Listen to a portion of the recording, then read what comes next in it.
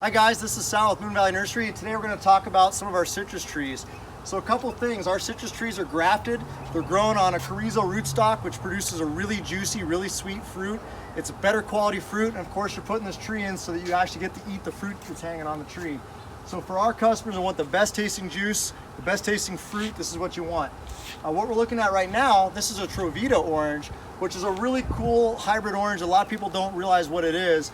We do carry them at a very, about a handful of our stores will keep a good amount of them from time to time on hand. And the Trovita orange tree is considered a kind of a found tree. It's considered to be a Washington navel seedling. The name Trovita means found in Esperanto. It was at the Riverside Research Center that they figured out this tree existed. And really sweet, good juicy orange. Can be definitely used for juice if you want that. Great eating orange. It just doesn't have the navel at the blossom end like your typical navel orange is. So they kind of classify it as an Arizona sweet. So it gets sold under both labels. But we have tons of them here at Moon Valley Nursery. You'll see them sometimes listed as Arizona sweet. They usually have a tag on them as well as Trovita. But you come down and see us at the nursery and we'll take good care of you. We'll make sure you get the best citrus known to man.